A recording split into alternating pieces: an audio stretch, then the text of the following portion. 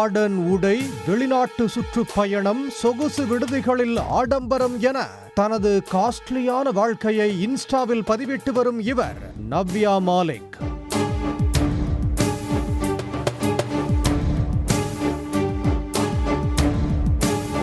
முப்பது வயதான நவ்யா மாலிக்கின் சொந்த ஊர் சத்தீஸ்கர் மாநிலத்தில் உள்ள கட்டோரா தலாப். இன்டீரியர் டிசைனிங் படித்து முடித்துவிட்டு வேலை செய்து வந்திருக்கிறார்.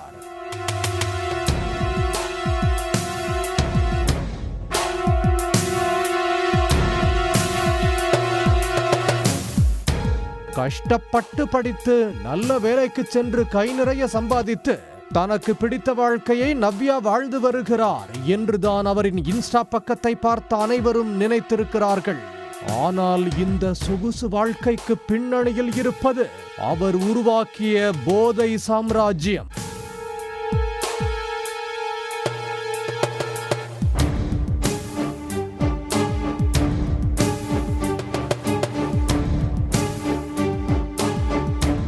ஆம், இந்தியாவின் மிகப்பெரிய போதை சாம்ராஜ்யத்தை தனி ஒருவராக உருவாக்கி பல கோடிகளை சம்பாதித்திருக்கிறார் நவ்யா மாலிக்.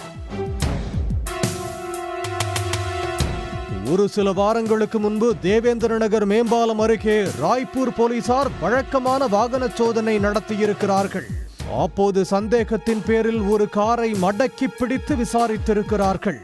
காரில் இருந்தவர்கள் முன்னுக்கு பின் முரணாக பதிலளித்திருக்கிறார்கள். அவர்களிடம் நடத்திய சோதனையில் 27.58 கிராம் உயரக MDMA போதைப் பொருள் இருப்பது தெரிய வந்திருக்கிறது. தொடர்ந்து நடந்த விசாரணையில் அவர்கள் போதைப் பொருள் சப்ளை செய்பவர்கள் என்றும் இவர்களின் தலைவி நவ்யா மாலிக் என்று தெரிய வந்திருக்கிறது.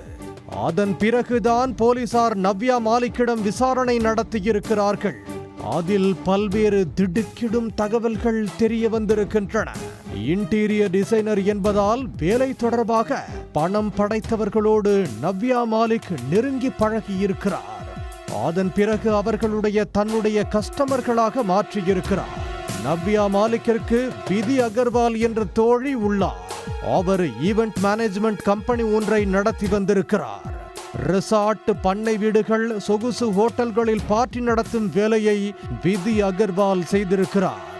பாகிஸ்தானில் இருந்து போதைப் பொருட்களை கடத்தி வரும் நவ்யாவும் விதியும் மும்பை, கோவா போன்ற பார்ட்டி நகரங்களில் தனது ஆட்கள் மூலம் விற்பனை செய்து வந்திருக்கிறார்கள்.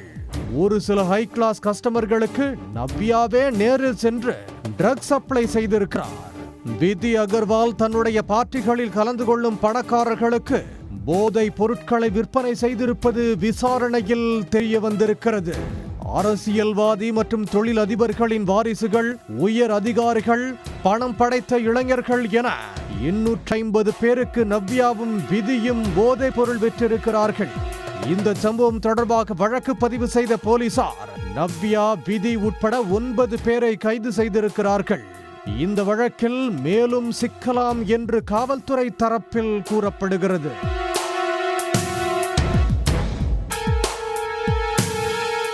உடனுக்குடன் செய்திகளை தெரிந்து கொள்ள சன் நியூஸ் பெல் ஐகானை கிளிக் பண்ணுங்க.